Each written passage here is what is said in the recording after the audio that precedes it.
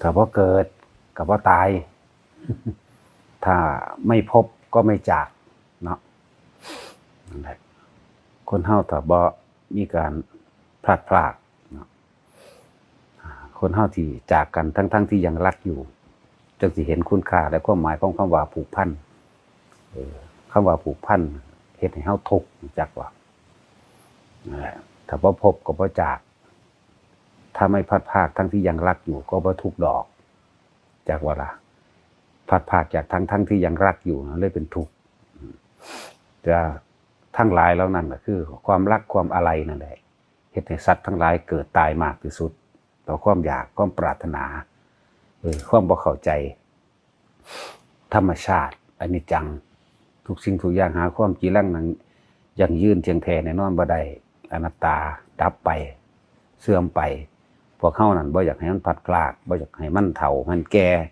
แต่ให้มันมีคงอยู่เช่นนั้นมันเลยเป็นทุกข์นั่นล่ะฝึกหัดอยู่กับตัวเองซะถ้าบ่อยากทุกข์ก็อย่าไปยืนมือขอความช่วยเหลือจากใครเด้อถ้าบ่อยากทุกข์ถ้าบ่อยากลำบากเกิดมาทุกข์มายากมาลำบากอีกคือเก่าล่ะถ้าเฮายังไปมีความหวังว่าบุคคลผู้นั้นผู้นี้นั่นสิช่วยให้เราพ้นทุกข์ได้บ่มีผู้ใดซอยผู้ใดพ้นทุกข์ได้ดอกแต่ของบ่เฮ็ดเอาเองแหละว่าความรักความอะไรเฮ็ดให้สัตว์ทั้งหลายน้ำตาไหลมากยิ่งกว่าน้ำในทะเลอีกบ่แม่นทะเลแค่ในโลกนี่เด้ทะเลทั้ง4พุ่นเด้เพิ่นเทศนาไว้แต่ก็เป็นเช่นนั้นเด้เป็นจริงอย่างนั้นเด้ที่เฮาเห็นน้ำในทะเลนี่เบิดทั่วโลกนี่เพิ่นก็ยังว่ามันแค่เสี้ยวเดียวแต่ว่าน้ำในทะเลในโลกทั้ง4เด้ที่เพิ่นเปรียบเอาไว้โลกมนุษย์เรียกว่าอามอนโคยาไอชมพูทวีปนี่โลกมนุษย์อามอนโคยาทวีปกับโลกมนุษย์คือกันทั้งอีกแบบนึงมนุษย์คือเฮานี่แหละนี่แหละคือว่าในจักรวาลนึงมันก็มี4โลกแบบนี้แต่ว่าในจักรวาลนั้นแต่ละโลกมีบริวารเป็น 2,000 ที่เฮาเห็นสิ่งลึกลับปุ๊บๆแพบๆตามบริวารของโลกเฮาก็ 2,000 จังซี่นะบริวารของอามอนโคยานาทวีปโลกก็ 2,000 บริวารของปุพเพวิเทหทวีปโลกก็ 2,000 เพราะได้ว่ามันน้อยสัตว์ทั้งหลายมันเวียนว่ายตายเกิดเป็นไปตามภพภูมิคำว่าบริวารคืออย่างโลกของเฮามี31ภพภูมิจังซี่นะนั่นแหละแยกออกเป็นนรกเท่าใดเปรตเท่าใดเดรัจฉานเท่าใดแล้วก็พวกคนท่านพวกลึกลับที่เฮาเห็นนั่นที่พวกเฮาเห็นตามคำเล่าลือตามเมืองลับแลเมืองที่มองไม่เห็นดอกคำว่าลับแลลับแปลว่าไกลแลคือมองไม่เห็นแลก็คือเหลียวเบิ่งหรือมองดูถ้าเขาอยากให้เฮาเห็นก็เห็นจังซี่นะ สัตว์ทั้งหลายก็เวียนว่ายตายเกิดอยู่ในนี่แหละเวียนไปเวียนมาอยู่ในความรักความอาลัยมากที่สุดกับความรักความอาลัยนั่นแหละฉะนั้นจงใส่ใจอยู่กับตัวเองซะวิธีเพิ่นก็บอกไว้ง่ายสุดแล้วบ่ต้องไปหาวิธีอื่นที่ยากดอกอยู่กับลมหายใจเฮ็ดจิตให้มันตั้งมั่นก็ตั้งมั่นอยู่ในลมหายใจเฮานี่แหละเกาะลมไว้ยึดลมไว้ลมตัวเองนั่นแหละนี่แหละจังบอกว่ามันบ่ได้ไปอาศัยไผบ่ได้ไปพึ่งพาอาศัยไผอีกบ่ต้องไปคิดว่าบุคคลผู้ใดผู้หนึ่งเสียให้เฮาพ้นจากทุกข์ตัวเองเฮ็ดเองฝึกให้มันมั่นคงไว้ในลมอย่างเดียวเกิดยังขึ้นกลับเข้ามารู้ลมหายใจเข้าออกเป็นหลักเลยอันนี้นั่นแหละที่บอกว่าความรู้ทั้งหลายรู้ที่บ่มีฐานอันมั่นคงมีแต่รู้คิดเอาอันนั้นเป็นความรู้ที่เฮ็ดให้สัตว์เกิดสัตว์ตายพาเกิดพาตายเป็นแม้นความรู้สิไปในทางว่าเฮ็ดแบบนี้ทำแบบนี้วางจิตแบบนี้แล้วก็สิเป็นผู้พ้นแบบนี้มันก็บ่พ้นเพราะว่ามันยังค่าคิดฉะนั้นมันต้องปราศจากความคิดปรุงแต่งใดๆทั้งสิ้นดอกจึงสิเป็นไปฝึกอยู่กับลมก่อนแล้วเฮาสิเห็นเอง นั่นแหละคำว่าเป็นผู้มีจิตหนึ่งที่เพ่งอยู่ก็คือเฮาเพ่งอยู่ในลมเฮาเองนี่แหละเฮาบ่ได้ไปเพ่งไปมองไปเล่งไปจ้องไปยึดมั่นกับสิ่งใดสิ่งหนึ่งดอกลมเฮาเองนี่แหละอย่าลืมว่าลมบ่มีรูปร่างบ่มีตัวตนบ่มีลักษณะ ต้องใส่ความรู้สึกสัมผัสเอาทางกายอาศัยกายสัมผัสรู้กับลมมันก็คอยเนียนแน่นิ่งเขาแน่นิ่งเขามันก็ถ้าเฮาอยู่ในอานาปานสติคือลมเข้าลมออกแล้วเรียกว่ากายในกายอันหนึ่งเฮาก็จะเห็นความบ่เที่ยงแท้แน่นอนของกายของเฮาเองเดี๋ยวก็ร้อนเดี๋ยวก็หนาวเดี๋ยวก็เจ็บปวดแข้งขานั่นนี่ก็คือเห็นอนิจจังทุกขังอนัตตาไปพร้อมกันได้นี่นั่นแหละสมถะคือนิ่งอยู่ในอารมณ์เดียววิปัสสนาคือเห็นตามความเป็นจริงว่าสิ่งทั้งปวงบ่จีรังบ่ยั่งยืนหมุนเวียนเปลี่ยนไปเดี๋ยวร้อนเดี๋ยวหนาวเดี๋ยวเจ็บเดี๋ยวปวดเดี๋ยวปกติในร่างกายเฮานี่ตัวใดล่ะเป็นตัวเข้าไปยึดตัวสุขตัวทุกข์ตัวความคิดเนี่ยเกิดก็เป็นอารมณ์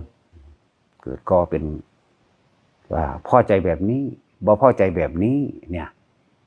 นี่แหละเพราะว่ามันโตพอใจเลยบ่พอใจนี่แหละทั้งเบิดนี่ถ้ารู้เท่าท่านอารมณ์ความรู้สึกในความพอใจเลยบ่พอใจนี่จบเลยเด้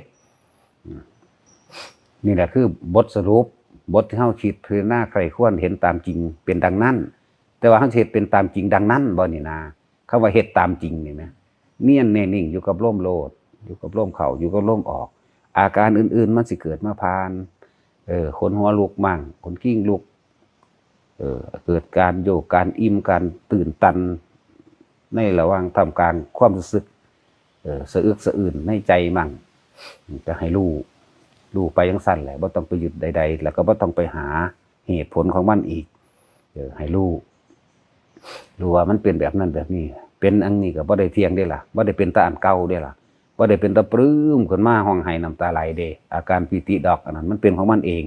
คิดเบิ่งว่ามันเป็นของมันเองค่ะณนั่นมันก็ยังบ่เป็นของเฮาเบิ่งดูนั่นแหละอาการจิตอาการใจก็เลยเป็นความรู้สึกนั่นแหละใจจริงๆแล้วคือความรู้สึกนั่นแหละแล้วรวมลงมาเลยความรู้สึกในความพอใจและไม่พอใจเป็นท้ายทอดเป็นภาษาว่าใจมั่งว่าจิตมั่งนั่นแหละ แต่ละคนหันเข้ามาอยู่กับลมแน่นิ่งเถอะนามันจะค่อยเห็นดอกบัดนี้ความคิดแม้นมันคิดไปมันก็บ่เป็นของเฮาแล้วก็เฮาก็บ่เป็นผู้คิดซะด้วยซ้ำไปเขาสิเห็นมันดอกแต่ว่าหลักใหญ่ก็คือลมหายใจอันอื่นๆสิเกิดมาผ่านเห็นนั่นเห็นนี่ฟุบๆฟับๆวับๆแวบๆยังก็ช่างมันเถอะว่าต้องนำเข้ามาคิดปล่อยผ่านให้รู้ด้วยความปล่อยผ่านเด้อถ้ารู้แล้วยึดมันสิรู้นำมาคิดมันสิคิดหาเหตุผลหาเหตุเกิดขึ้นจากหยังน้อผลคือไรและดีแล้วก็พอไปยึดว่าพอใจอะไรบ่พอใจนี่เด้แต่ว่าทุกอย่างให้ปล่อยผ่านเกิดยังขึ้นอันนั้นคืออะไรอันนี้คืออะไรคือถามอยู่เรื่อยๆนะบ่ต้องคือใดๆทั้งสิ้นให้รู้อยู่เฉยๆรู้แล้วปล่อยผ่านอย่าเก็บเข้ามาคิดนะนั่นเกิดขึ้นหน้าที่ที่แล้วนี่พับก็สร้างทิมทันทีรีบกลับเข้ามาล้มอย่านำความจำอันนั้นเข้ามาคิดนี่แหละละสัญญาให้ได้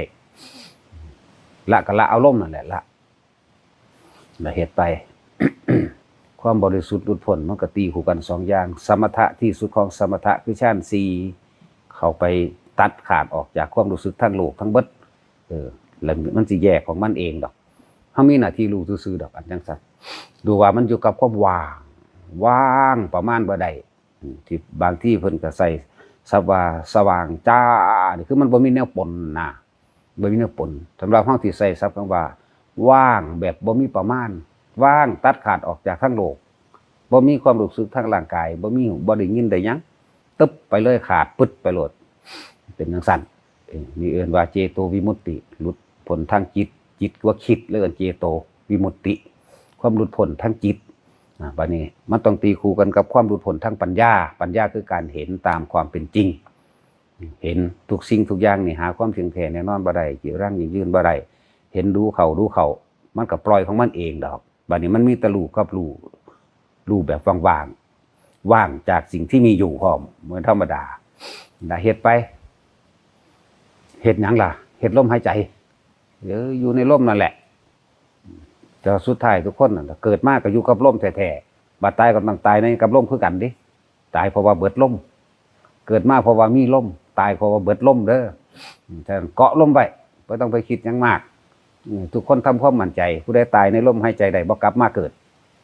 ลมบ่มีรูปร่างลักษณะตัวตนลมบ่มีท่าทางลมบ่มีกลิ่นลมบ่มีเสียงลมบ่มีรูปบ่มีรสบ่มีกลิ่นบ่มีเสียงลมนี่ว่าง คือเฮาเห็นอากาศทีเดียวนี่แหละแต่ว่าเห็นกัน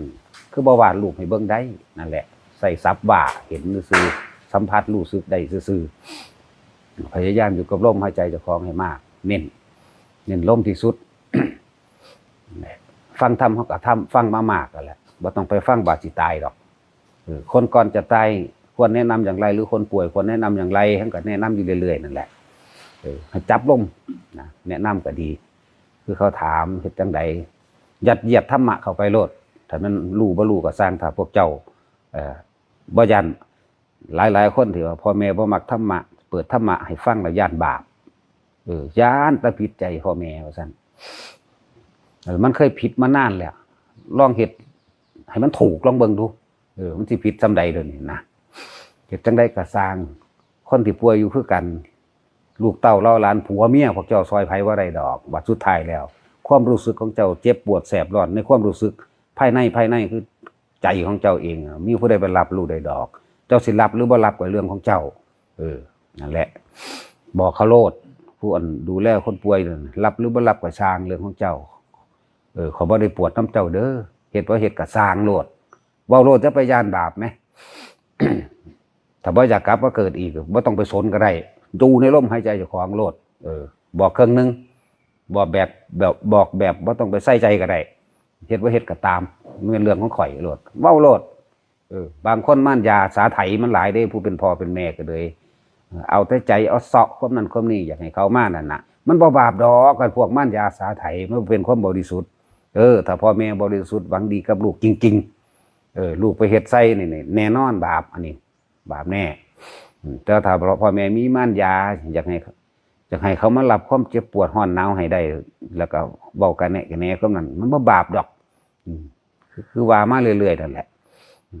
แต่ถ้าอยากสิ้นจากทั้งปวงอยู่ในลมหายใจเจ้าของโลดไผก็ดีมันต้องเป็นแบบนั้นเด้บ่เป็นแบบนั้นก็ผ่านบ่ได้ไปบ่ได้นั่นแหละถ้าบ่อยากเกิดมาพบพัดพลากจากทั้งที่ยังรักอยู่เนี่ยกลับเข้ามารักตัวเองรักลมหายใจตัวเองอยู่ในลมหายใจโลดไผก็ดีฝึกจนคล่องจนชินจนชำนาญยืนเดินนอนนั่งได้เบิดทุกกิริยาอาการฝึกไปฝึกมามันเป็นเอาเองดอกเวลาคุยมันก็คุยไปเวลามันบ่คุยกับไผมันก็หันเข้าล้มเอาเองเด้เฮาบ่ได้เฮ็ดซะได้ซ้ำไปเฮ็ดไปเฮ็ดมานั่นน่ะแต่ที่แรกเฮาก็กำกับก่อนมีสติกำกับมันก่อนบังคับมันก่อนบังคับรู้ลมเข้ารู้ลมออกเฮ็ดไปเฮ็ดมาไปชินเข้าคำว่าชินนี่มันธรรมดาเด้ซะเว้าปั๊บหายใจปั๊บเอาเองโลดกินข้าวอยู่ก็สร้างหูคือเก่านั่นแหละไม่ว่าให้ฝึกทำบ่อยทำมากทำจนชินเองความหลุดพ้นสองอย่างเจโตวิมุตติกับปัญญาวิมุตติอันนี้เป็นแค่ซื่อมันซื่อดอกพวกเขาบ่ต้องมีหยังมากแค่ปฐมฌานเป็นผู้มีสติรู้อยู่หายใจเข้าหายใจออกเห็นนั่นเห็นนี่เห็นความเกิดเห็นความดับแบบมั่งสัญญาที่มีคุณค่าก็คืออนิจจสัญญาอนัตตสัญญาทุกขสัญญานำความทุกข์ทั้งหลายเหล่านี้ที่มันเคยผ่านมาแล้วในอดีตจึงเรียกว่าสัญญาทั้งหลายเหล่านี้เป็นสัญญามีคุณค่าทุกแบบใดหาอยู่ให้กินแบบใดเจ็บปวดป่วยแบบใดนี่ทุกขสัญญามันเห็นแล้วมันก็คอยละอนิจจสัญญาก็เห็นความบ่เที่ยงแท้แน่นอนของทุกสิ่งทุกอย่างตะกี้ปู่ย่าตายายของเฮายังมีชีวิตอยู่นั่นบัดสุดท้ายเพิ่นตายแล้วทั้งเป็นอนิจจทั้งเป็นอนัตตะถ้าเฮาเข้าไปผูกไปยึดไปมั่นอยากไปเห็นกันอีกนั่นนี่ก็เป็นทุกขะละเป็นทุกข์อยู่จังซั่นสิ่งที่เพิ่นบอกว่าสัญญาเวทยิตะนิโรธดับสัญญาให้ได้แต่ว่าสัญญาที่มันเป็นประโยชน์สัญญาที่มันเฮ็ดให้ตัวเองสลดใจสัญญาเฮ็ดให้มันลืมได้ก็คืออนิจจสัญญาอนัตตสัญญาทุกขสัญญา3นั่นแหละเพิ่นสอนมากที่สุดอนิจจังทุกขังอนัตตานั่นแหละอันอื่นๆเป็นส่วนประกอบเพื่อให้เกิดการเห็นร่างกายกายเวทนาจิตธรรมรวมลงแล้วก็ไปให้เห็นความไม่จริงรั่งยั่งยืนความบ่เที่ยงแท้แน่นอนความดับความเสื่อมสลายแตกไปถ้าเฮาบ่ยึดเอาเสียทุกข์มาจากไสวะนั่นแหละอันนี้มันเป็นการคาดคะเนใส่เหตุผลตรรกะแต่ว่าการทำจริงๆคือรู้อยู่กับลมรู้อยู่กับลมนั่นแหละเอาพอละ